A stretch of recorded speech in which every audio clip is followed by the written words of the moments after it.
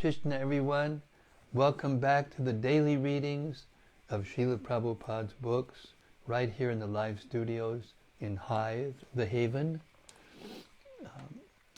southeast UK, England.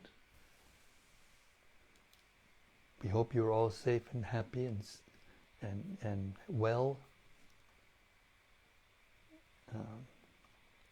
Srila Bhaktisiddhanta Saraswati Thakur was very attached to Sri Caitanya-caritämrta. In fact, our Srila Prabhupada told us that it was his life and soul, as it was for our Srila Prabhupada. He left us this poetic glorification. Srila Bhaktisiddhanta Saraswati Thakur said, in due course, Mahapralaya, devastating floods, will inundate the entire universe. You think you got problems now. If you attempt to survive by swimming in that deluge, then do not neglect to take hold of Bhagavad Gita, Srimad Bhagavatam, and Sri Caitanya-caritämrta. Or, if you cannot hold all three, then release Bhagavad Gita. If necessary, you may also relinquish Srimad Bhagavatam, but under no circumstances release your hold on Sri Caitanya-caritämrta. For if this one book remains, then the flood can do no actual damage, because after the flood is subsided, the message of Shastra can be revived from Sri Caitanya-caritämrta alone, it being the essence of all Shastra. Jaya Jaya Sri Chaitanya Jaya Nityananda Jaya Dvaita Chandra Jaya Gaura Bhaktavinda Jaya Jaya Sri Chaitanya Jaya Nityananda Jaya Dvaita Chandra Jaya Gaura Bhaktavinda Jaya Jaya Sri Chaitanya Jaya Nityananda Jaya Dvaita Chandra Jaya Gaura Bhaktavinda. Okay, now we're in the middle of the 24th chapter of the Madhya-lila of Sri Caitanya-caritämrta, entitled The 61 Explanations of the Ätmäräma verse. So I think it's safe to say that this is a little bit over our heads, at least most of us.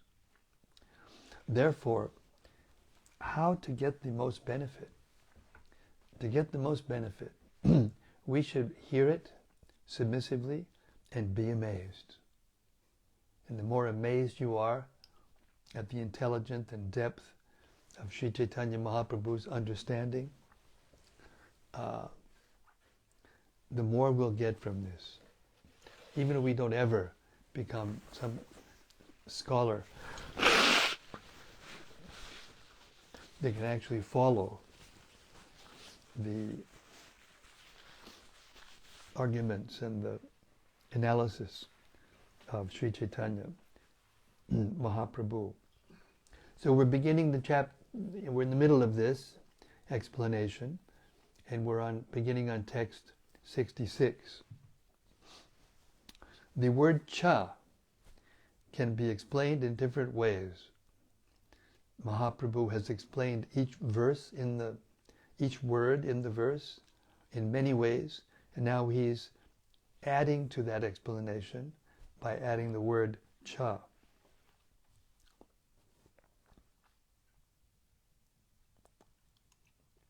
The word cha, and, is used to connect the word or sentence with a previous word or sentence to give the sense of aggregation, to assist the meaning, to give a collective understanding, to suggest another effort or exertion, or to fulfill the meter of a verse.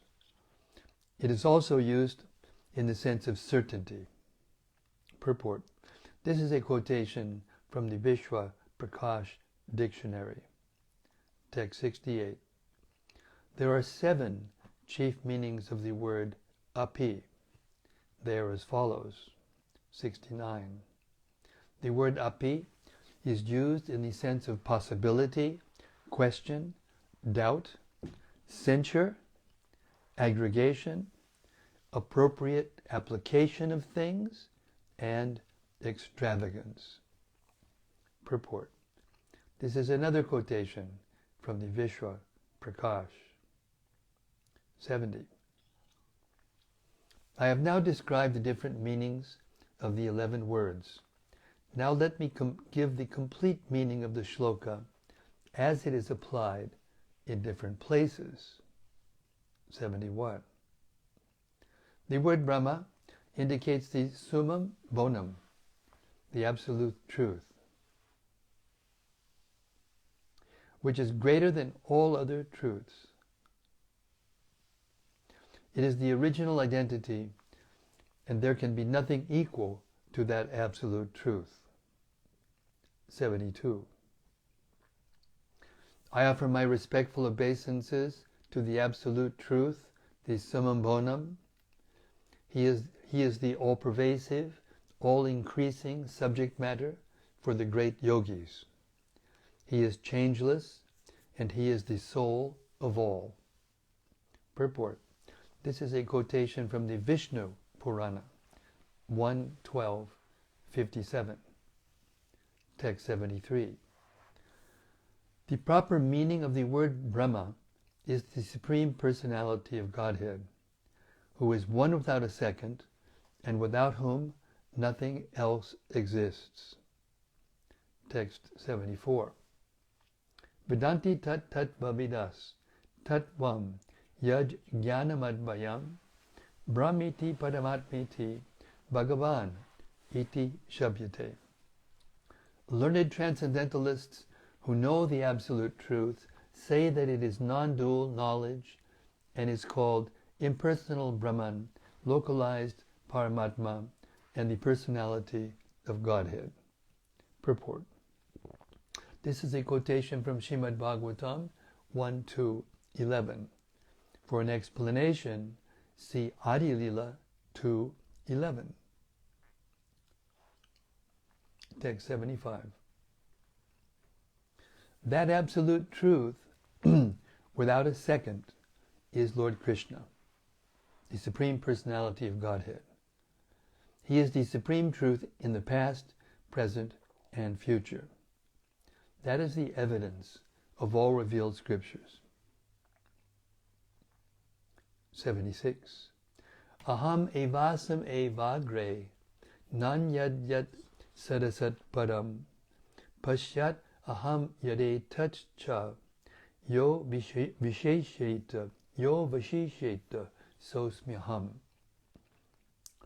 Prior to the cosmic creation, only I exist, and no phenomena exist, either gross, subtle, or primordial. After creation, only I exist in everything, and after annihilation, only I remain eternally. Purport. This verse from Srimad Bhagavatam 2:9-33 was spoken by Lord Krishna. For an explanation, see Madhya-lila 1:53. 77. The word Atma, self, indicates the highest truth, Krishna. He is the all-pervasive witness of all, and he is the supreme form. 78. Hari, the personality of Godhead, is the all-pervasive, original source of everything. He is therefore the super-soul of everything. Purport. This is a quotation from the Bhavarta Dipika, Sridhar Swami's commentary on Srimad Bhagavatam, text 79. There are 3 ways to attain the lotus feet of the Absolute Truth. There is the process of philosophical speculation, the practice of mystic yoga, and the execution of devotional service. Each of these has its different characteristics. Text 80. The Absolute Truth is the same, but according to the process by which one understands him, he appears in three forms, as Brahman, Paramatma, and Bhagavan, the Supreme Personality of Godhead. Text 81. Learned transcendentalists who know the Absolute Truth say that it is non-dual knowledge and is called impersonal Brahman, localized Paramatma, and the personality of Godhead. Interesting. He repeats that verse twice in just within a few verses of one another. 82. Although the words Brahma and Atma indicate Krishna, their direct meaning refers only to the impersonal Brahman and the Supersoul, respectively. Text 83. If one follows the path of philosophical speculation, the Absolute Truth manifests himself as impersonal Brahman. And if one follows the path of mystic yoga, he manifests himself as the Supersoul. There are two kinds of devotional activity, spontaneous and regulative. By spontaneous devotional service, one attains the original personality of Godhead, Krishna, and by the regulative process, one attains the expansion of the Supreme Personality of Godhead. Text 85. By executing spontaneous devotional service in Vrindavan, one attains the original Supreme Personality of Godhead, Krishna. 86. The Supreme Personality of Godhead, Krishna, the son of Mother Yashoda, is accessible to those devotees engaged in spontaneous loving service, but he is not as easily accessible to mental speculators, to those striving for self-realization by severe austerities and penances, or to those who consider the body the same as the self. Purport. This verse from Srimad Bhagavatam 10.9.21 was spoken by Srila Shukadev Goswami. For an explanation, see Madhya-lila 8.2.27. Text 87. By executing regulative devotional service, one becomes an associate of Narayana and attains the Vaikuntha Lokas, the spiritual planets in the spiritual sky. Text 88. Those who discuss the activities of Lord Krishna are on the highest platform of devotional life, and they show the symptoms of tears in the eyes and bodily jubilation. Such persons discharge devotional service to Krishna without practicing the rules and regulations of the mystic yoga system. They possess all spiritual qualities, and they are elevated to the Vaikuntha planets which exist above us. Purport. This is a quotation from Srimad Bhagavatam 3:15-25. In this verse, Lord Brahma is speaking to all the demigods who feared the two asuras in Diti's womb. Lord Brahma described the Kumara's visit to Vaikuntha, and this was again explained by Maitreya, the friend of Vyasadeva, when he gave instructions to Vidura. Text 89. The devotees are divided into three categories: akama, desireless. We'll read that again. The devotees are divided into three categories: akama, desireless; mokshakama, desiring liberation; and sarva kama, desiring material perfection. Text 90. Akama sarvakamo va mokshakama udaradihi tivrina bhakti yogena yajeta purusham param. One who is actually intelligent, although he may be a devotee free from material desires, a karmi desiring all kinds of material facilities, or a jnani, desiring liberation, should seriously engage in bhakti yoga for the satisfaction of the Supreme Personality of Godhead. Purport. This is a quotation from Srimad Bhagavatam 2.3.10. 91. The meaning of the word udaradi is buddhiman, intelligent, or considerate. Because of this, even for one's own sense gratification, one engages in the devotional service of Lord Krishna. Text 92. The other processes cannot yield results unless they are associated with devotional service. Devotional service, however, is so strong and independent that it can give one all the desired results. 93. With the exception of devotional service, all the methods of self-realization are like the nipples on the neck of a goat. Therefore, an intelligent person adopts only devotional service, giving up all other processes of self-realization. Purport. Without devotional service, other methods for self-realization and spiritual life are useless. Other methods cannot produce good results at any time, and therefore they are compared to the nipples on the neck of a goat. These nipples cannot produce milk, although it may appear that they can. An unintelligent person cannot understand that only devotional service can elevate one to the transcendental position. Text 94. Chaturvida bhajante mam jana sukritinarjuna arto jigyasur artarti jnani cha bharatarchaba. O best among the bards, Arjuna, 4 kinds of pious men render devotional service unto me: the distressed, the desirer of wealth, the inquisitive, and he who is searching for knowledge of the Absolute. Purport. This is a quotation from the Bhagavad Gita 7.16. The word sukritina is very important in this verse. Su means auspicious, and kriti means meritorious or regulated. Unless one follows the regulative principles of the religious life, human life is no different from animal life. Religious life means following the principles of varna and ashrama. In the Vishnu Purana it is said, Varnashrama charavata purushena padak puman Vishnur aradyate panta nanyat tat toshakaranam.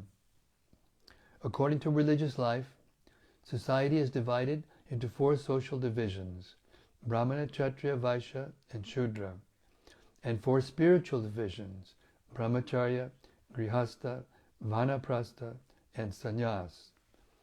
One needs to be trained to become a Brahmana, Kshatriya, Vaishya, or Shudra, just as one is trained to become an engineer, doctor, or lawyer.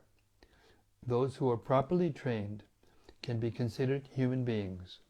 If one is not trained socially and spiritually, that is, if one is uneducated and unregulated, his life is on the animal platform. Among animals, there is no question of spiritual advancement. Spiritual life can be attained by proper training, either by following the principles of Varna and Ashrama, or by being directly trained in the Bhakti school by the methods of Shravanam, Kirtanam, Vishnu, Smaranam, Pada Sevanam, Archanam, Vandanam, Dasyam, Sakyam, Atmanivedanam. Without being trained, one cannot be Sukriti, auspicious. Persons who are Sukriti approach Krishna when in distress, like the devotee Gajendra, when in need of money, like Dhruva Maharaj, when inquisitive to understand the Supreme Being, the original source of everything, like the great sages, headed by Shonaka, or when pursuing knowledge of the Absolute Truth, like Shukadev Goswami. All such persons take to the devotional service of the Supreme Personality of Godhead. Text 95.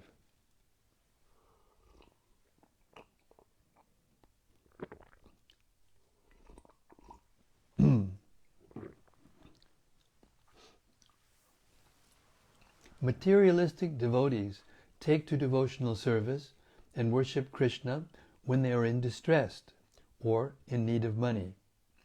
Those who are actually inquisitive to understand the supreme source of everything, and those who are in search of knowledge, are called transcendentalists, for they desire liberation from all material contamination. 96. Because they have a pious background, all four types of people are to be considered greatly fortunate. Such people gradually give up material desires and become pure devotees.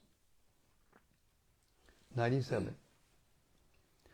One is elevated to the platform of devotional life by the mercy of a Vaishnava, the bona fide spiritual master, and by the special mercy of Krishna. On that platform, one gives up all material desires and the association of unwanted people. Thus one is elevated to the platform of pure devotional service. Text 98. The intelligent who have understood the Supreme Lord in the association of pure devotees and have become free from bad materialistic association can never avoid hearing the glories of the Lord, even though they have heard them only once. Purport. This is a verse from Srimad Bhagavatam 1:10-11. All the members of the Kuru dynasty offered respects when Krishna was leaving Hastinapur after the battle of Kurukshetra. Krishna was going to his own kingdom, and all the members of the Kuru dynasty were overwhelmed by his departure. This verse was spoken in that connection by Sutta Goswami. A pure devotee becomes attached to Krishna by hearing the Lord's glories. The Lord's glories and the Lord himself are identical. One has to be qualified to understand this absolute truth. Therefore, one should be given the chance to associate with a pure devotee.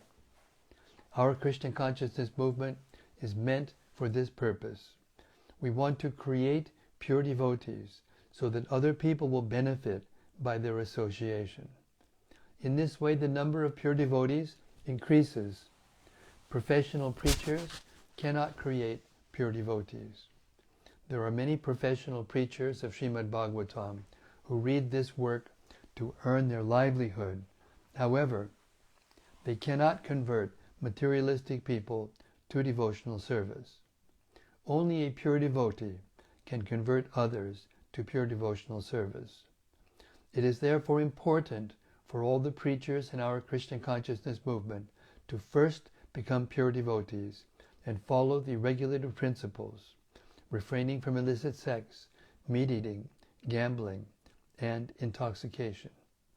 They should regularly chant the Hare Krishna Maha Mantra on their beads, following the devotional process, rise early in the morning, attend Mangal Arati, and recite Srimad Bhagavatam and the Bhagavad Gita regularly.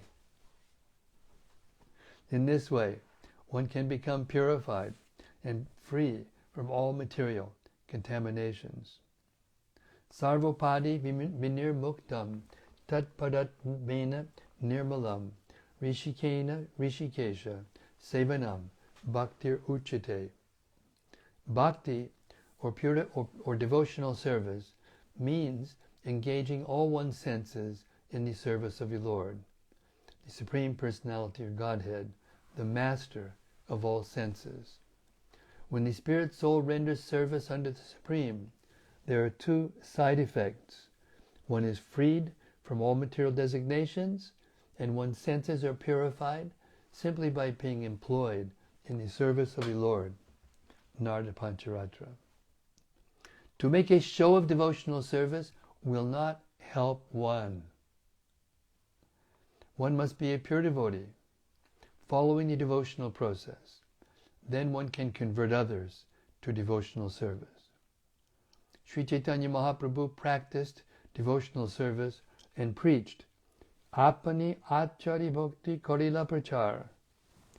If a preacher behaves properly in devotional service, he will be able to convert others. Otherwise, his preaching will have no effect. Text 99. Cheating oneself and cheating others is called kaitava. Associating with those who cheat in this way is called dusanga, bad association. Those who desire things other than Krishna service are also called dusanga, bad association. Text 100. Dharma projita kaitavotra paramo nirmatsaranam satam vedyam vastavamatra vastu shivadam tapat trayon mulanam Srimad Bhagavate Mahamuni Krite Kim Va Padayar Ishvara Sadyo Ridyavarudyate Kritibi Shushushubis Takjanat. The great scripture, Srimad Bhagavatam, compiled by Mahamuni Vyasadeva from 4 original verses, describes the most elevated and kind-hearted devotees and completely rejects the cheating ways of materially motivated religiosity. It propounds the highest principle of eternal religion, which can factually mitigate the threefold miseries of a living being and award the highest benediction of full prosperity and knowledge. Those willing to hear the message of this scripture in a submissive attitude of service can at once capture the Supreme Lord in their hearts. Therefore, there is no need for any scripture other than Srimad Bhagavatam. Purport. This is a quotation from Srimad Bhagavatam 112. For an explanation, see Madhya-lila 191. Text 101. The prefix pra in the word projita specifically refers to those desiring liberation or oneness with the Supreme. Such a desire should be understood to be the foremost cheating propensity. The great commentator Sridhar Swami has explained this verse in that way. Text 102. When merciful Lord Krishna understands that a foolish devotee desires material prosperity, he gratefully gives him the shelter of his lotus feet. In this way, the Lord covers the devotee's undesirable ambitions. Text 103. Whenever Krishna is requested to fulfill one's desire, he undoubtedly does so, but he does not award anything which, after being enjoyed, will cause one to petition him again and again to fulfill further desires. When one has other desires but engages in the Lord's service, Krishna forcibly gives one shelter at his lotus feet, where one will forget all other desires. Purport. This is a quotation from Srimad Bhagavatam 5:19-27. Text 104. Association with a devotee, the mercy of Krishna, and the nature of devotional service help one to give up all undesirable association and gradually attain elevation to the platform of love of Godhead. Purport. This verse refers to the association of pure devotees, the mercy of Krishna, and the rendering of devotional service. All these, let me read that again. This verse refers to the association of pure devotees, the mercy of Krishna, and the rendering of devotional service.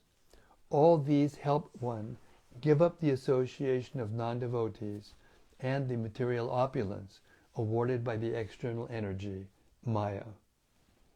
A pure devotee is never attracted by material opulence, for he understands that wasting time to acquire material opulence is a misuse of the gift of human life. In Srimad Bhagavatam it is said, Shama eva hi kevalam. In the eyes of a devotee, politicians, social workers, philanthropists, philosophers, and humanitarians are simply wasting their time. For human society is not freed from the cycle of birth and death by their activity and propaganda. These so-called philanthropists, politicians, and philosophers have no knowledge because they do not know that there is life after death. Understanding that there is life after death is the beginning of spiritual knowledge. A person can understand himself and what he is simply by understanding the first lessons of the Bhagavad Gita 2.13. Dehino spinyata dehe komaram jovanam jara tatadi hantara praptir dhiras tatra namuyati. As the embodied soul continuously passes in this body from boyhood to youth to old age, the soul similarly passes into another body at death. A sober person is not bewildered by such a change. Not knowing the real science of life, a foolish person engages in the temporary activities of this life and thus becomes further entangled in the cycle of birth and death. He always desires material opulence, which can be attained by karma, jnana, and yoga. But when one is actually elevated to the devotional platform, he gives up all these desires. This is called anyabhilashita shunya. Then one becomes a pure devotee. Text 105. As I progressively explain all the words in the Ätmäräma verse, it should be understood that all these words are meant to enable one to taste the transcendental qualities of Krishna. 106. I have given all these explanations just to give some indication of the verse's meaning. Now, let me explain the real meaning of the verse. There's no end to it. There's no end to his intelligence, Lord Chaitanya.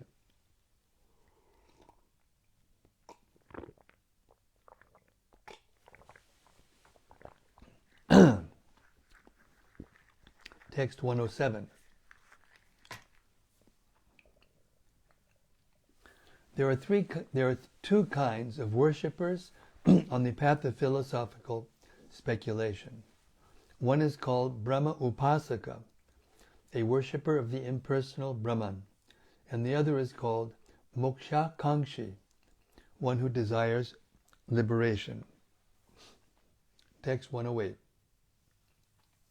There are three types of people who worship the impersonal Brahman. The first is the beginner. The second is one whose thoughts are absorbed in Brahman. And the third is one who is actually merged in the impersonal Brahman. Text 109. One cannot attain liberation simply through philosophical speculation, devoid of devotional service. However, if one renders devotional service, he is automatically on the Brahman platform. Text 110. Characteristically, one in devotional service is attracted away from the impersonal Brahman platform. He is offered a transcendental body to engage in Lord Krishna's service. Text 111. When one gets a devotee's spiritual body, he can remember the transcendental qualities of Krishna. Simply by being attracted to Krishna's transcendental qualities, one becomes a pure devotee engaged in his service. Let me repeat that again. When one gets a devotee's spiritual body, he can remember the transcendental qualities of Krishna. Simply by being attracted to Krishna's transcendental qualities, one becomes a pure devotee engaged in his service. Purport. Srila Bhaktivinoda Thakur has given the following summary of verses 107 through 111. Transcendentalists on the path of philosophical speculation can be divided into two categories: the pure worshippers of impersonal Brahman and those who wish to merge into the existence of impersonal Brahman. When one is fully absorbed in the thought that one is not different from the Supreme Absolute Truth, one is said to be a worshipper of the impersonal Brahman. The impersonal worshippers of Brahman can again be divided into three categories. 1.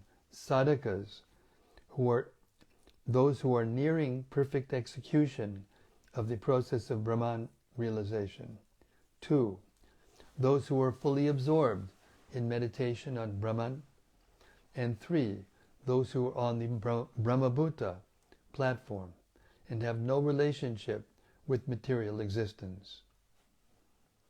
Even though the worshipper of impersonal Brahman can be highly advanced, he cannot attain liberation without discharging devotional service. Anyone who has realized himself as spirit soul can engage in devotional service. This is the verdict of the Bhagavad Gita 18:54. Brahmabhuta prasannatma nashochati nakangshati samat sarveshu bhuteshu madbhaktim labhate param. One who is thus transcendentally situated at once realizes the Supreme Brahman and becomes fully joyful. He never laments or desires to have anything. He is equally disposed to every living entity. In that state, he attains pure devotional service unto me. To attain the platform of pure devotional service, one has to become spiritually pure and attain the Brahmabhuta platform, which is beyond material anxiety and material discrimination. When one approaches pure devotional service, after realizing Brahman, one becomes attracted by pure devotional service. At such a time, by rendering devotional service, one gets a spiritual body with purified senses. Sarvopadi vinir muktam tatpadat vena nirmalam rishikena rishikesha sevanam bhaktir uchate. When one's senses are pure, one can render loving devotional service to Krishna. A pure devotee can only remember Krishna's transcendental qualities. Remembering them, he fully engages in the loving service of the Lord. Text 112. Even a liberated soul, merged in the impersonal Brahman effulgence, is attracted to the pastimes of Krishna. He thus installs a deity and renders the Lord service. Purport. Highly elevated Mayavadi sannyasis sometimes worship the Radha Krishna deity and discuss the pastimes of the Lord, but their purpose is not elevation to Goloka Vrindavan. They want to merge into the Lord's effulgence. This statement is quoted from Shankaracharya's commentary on the Upanishad known as the Nrsimha Tapani.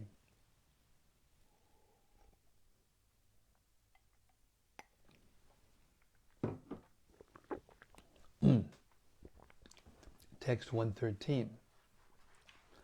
Although Shukadeva Goswami and the four Kumaras were always absorbed in the thought of impersonal Brahman and were thus Brahmavadis, they were nonetheless attracted by the transcendental pastimes and qualities of Krishna.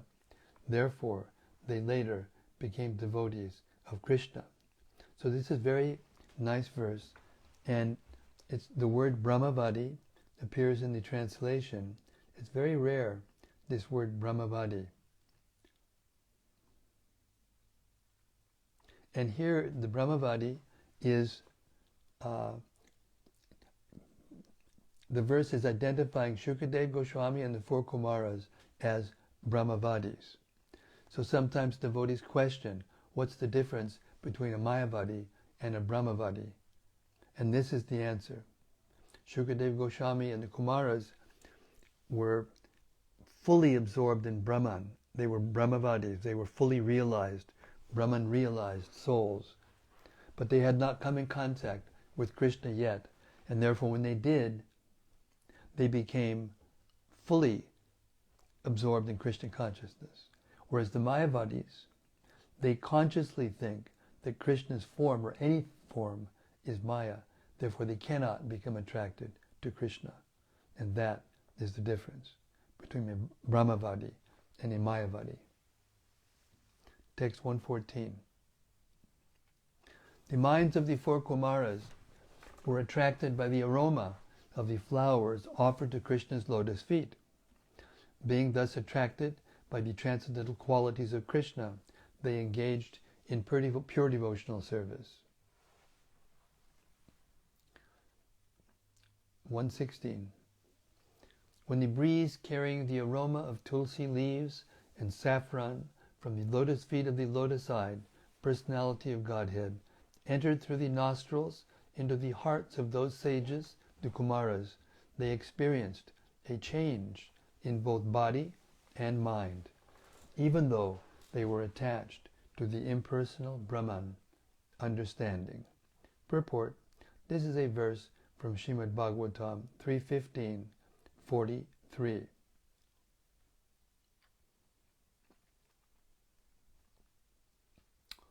And we're going to stop here. It's 8 o'clock. Hare Krishna. We'll continue with the explanation of the Ätmäräma verse by Lord Chaitanya tomorrow. Okay, Hare Krishna. Any reflections, discussion, comments?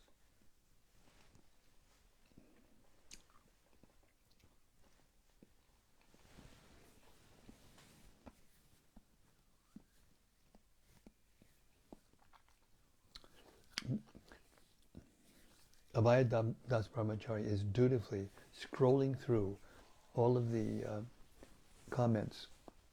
Hare Krishna. First is something from Braj Vallabha. Hare Krishna Braj Vallabha Hari Bol. He says, Hare Krishna, please accept my humble obeisances, all glories to Srila Prabhupada. After listening to yesterday's readings, it is amazing to learn how smart is Lord Chaitanya. It builds faith in his words and position. I mean, wow. Exactly. Nicely put, Braj, nicely put. Unlimited intelligence. One of the 6 opulences that he exhibits in full is wisdom, or knowledge. Most learned person. Most everything.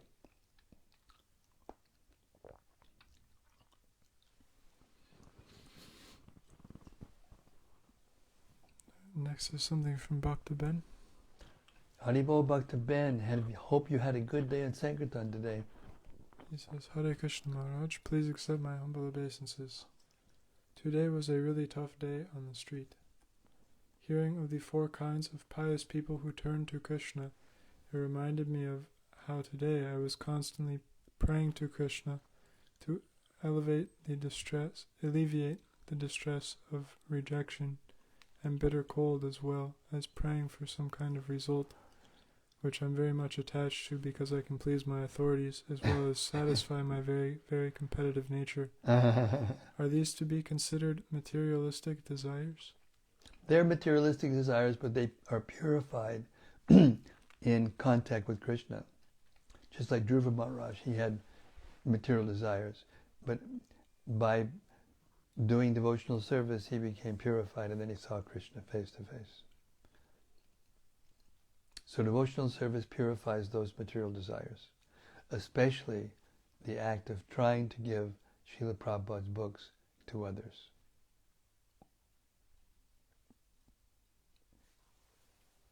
He says, I felt Krishna's mercy in not giving me the result, as it's once again highlighted my attachment.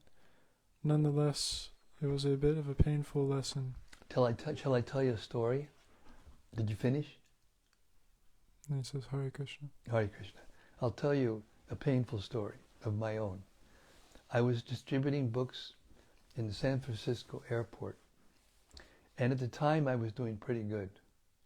I was the #1 distributor in San Francisco, and we were beating LA, which was typically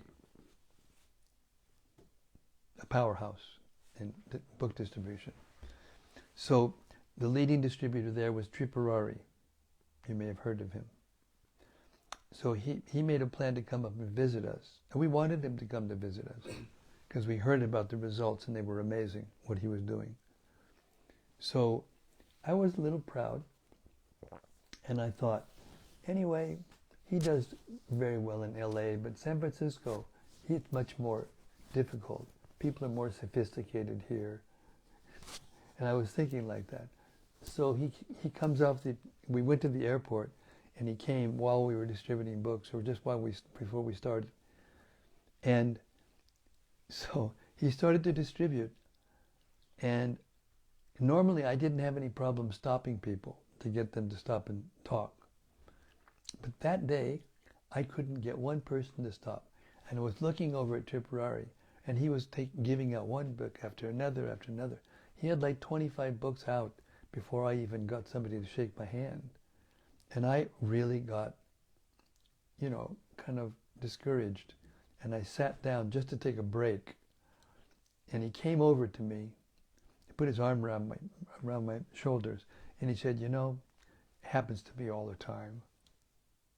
This is Lord Nityananda's mercy. So just give up the desire and just go out. So I got very inspired.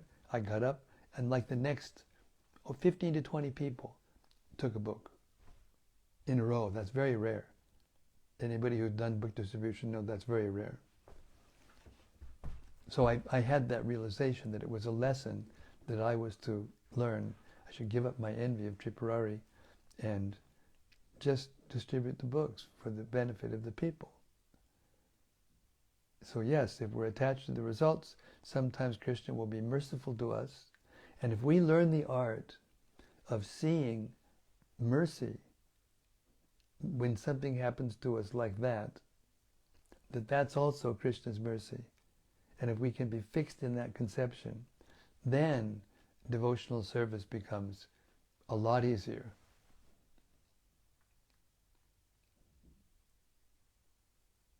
In fact, nothing can take us off the path when we've gotten to that stage. Okay, Hare Krishna.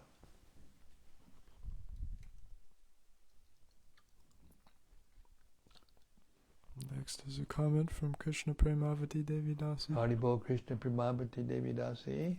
She says, I found it really disappointing when I found out that the so-called followers of Sanatana Dharma, whilst worshipping deities of Lakshmi Narayan, Sita Ram, and Radha Krishna, think that God is ultimately formless and ultimate liberation is merging into the impersonal.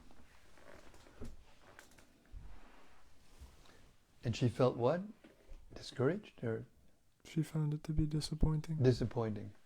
Yeah? Yeah, that's natural. But we don't feel disappointed. We should feel, it's not exactly disappointment. We should feel sorry for them. We should feel compassion for them. Because if they're worshipping Radha and Krishna's forms, but with the idea of merging into them, imagine how unfortunate that is. Because they'll give up their form and they won't be able to render service. That's the biggest tragedy. It's literally a spiritual suicide. So to not feel disappointed is not good, because when we see that, because just like if you see some blind person about to walk off a cliff, You have to yell, even if you have to run and knock him down if you have to, so that he won't walk off the cliff. It's a big responsibility, having knowledge. With knowledge comes responsibility on all levels, but especially in devotional service. Hare Krishna. Next is a question from Noel. Bhakti Noel, Hare Krishna. She says, Hare Krishna Maharaj, please accept my humble obeisances. I have a question about devotional service and attraction to transcendental pastimes. If a devotee practiced the regulative principles but had never heard these pastimes, would they still come to the spiritual platform? Would our realizations be as deep without these transcendental texts? Or servant? Well, we're talking about, it's not like a light switch. You know, devotional service isn't like a light switch, it's more like a dimmer switch. You turn it and it gradually gets brighter and brighter and brighter. So, if a person out of sentiment takes up devotional service, but is associated with pure devotees, and does the devotional service in the company of pure devotees, then that devotional service will lead them to attraction to Krishna's form in a real way, not in a Mayavadi way. Why? Because along with the devotional service, which is mainly hearing and chanting, by the way, they will also get the explanations of how to understand the knowledge properly and understand Krishna properly. And then naturally we become attracted to Krishna and Krishna's form and want to render service. Hare Krishna.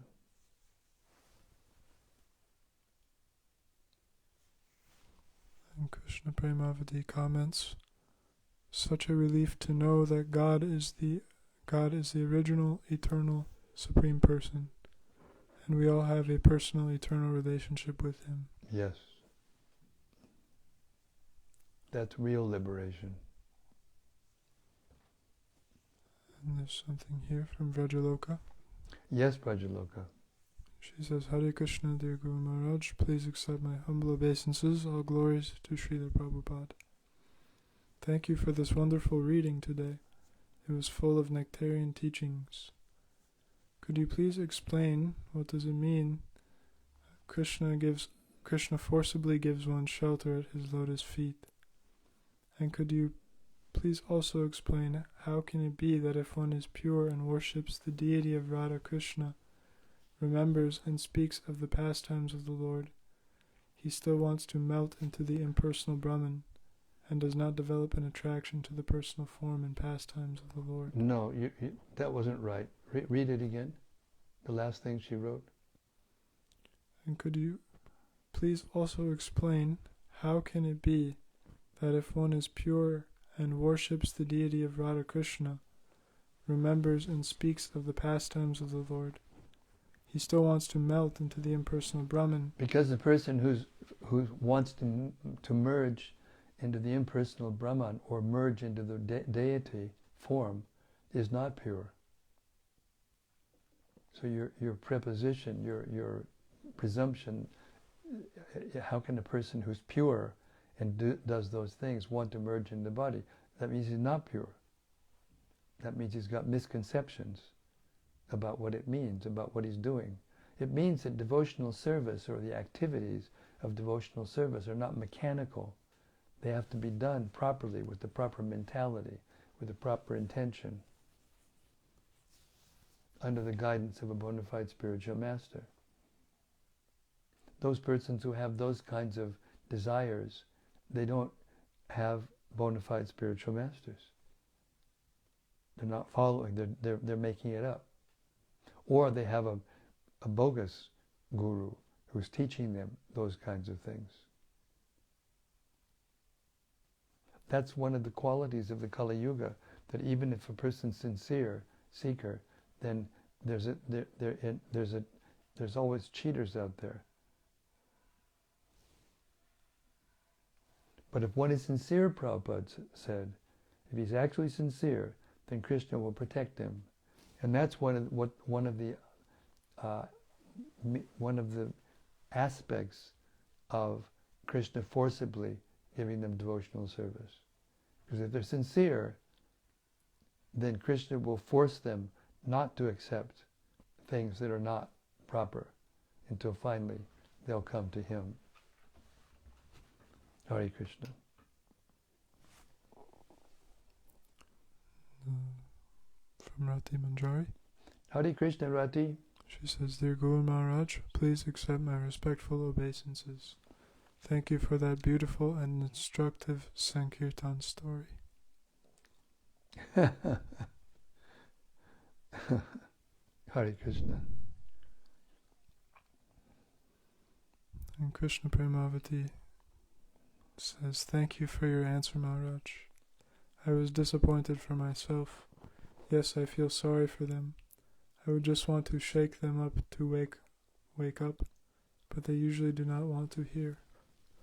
Yes, that's the pain. That's paradukha dukhi. A Vaishnava is happy when he wants to see someone happy, and unhappy when he sees someone unhappy. That's the heart of a Vaishnava. So you have a heart of a Vaishnava. Congratulations. Hare Krishna.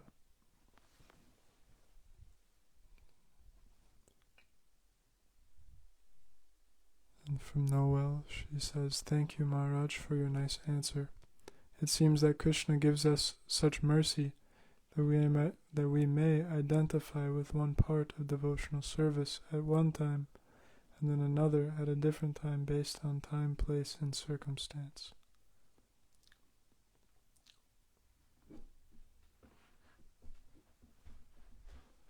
Well, I mean, in the beginning, the attraction to Krishna consciousness manifests itself as attachment to a particular service.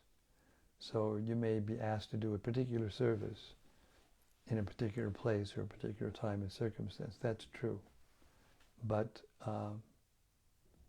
that service, if done properly, will awaken one's attachment to Krishna. That's the test of whether or not the service is being done properly, under the proper guidance, and also in the proper way, the proper mentality. That's why we have offenses to avoid in devotional service. There's things to do, and there's things not to do. And therefore it's scientific. It's not sentimental. One has to follow the rules and regulations of devotional service under the guidance of the spiritual master and the Shastra and the devotees, the sadhakas, the sadhus, in order to get the full benefit. Devotional service is good in any circumstance, but it will take a longer time if one does not do it properly.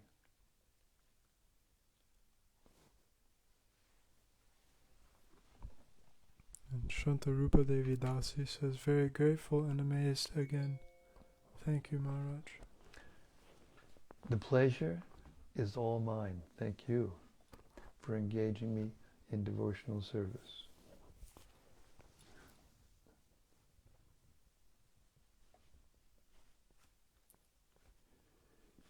Thank you so much, everyone, for all those lovely questions and points and revelations and reflections. Thank you so much. We're so lucky. We're hearing from the Supreme Personality of Godhead directly the science of devotional service. I mean, how fortunate is that? So anytime you get down on yourself or down on anything, just turn your mind, as Prabhupada would say, to pick up any book of his, open it up and start to read, and those feelings of disappointment and whatever will just disappear in the association of the pure devotee and Krishna. Sri Caitanya-caritämrta ki jai. Sama Beda Bhakta Binda ki jai. Gaur Premanandi Hari Hari Bol. See you tomorrow night. Same time, same place, same topic. Unending, unlimited, always satisfying. There's never an end to it. See you tomorrow. Hare Krishna.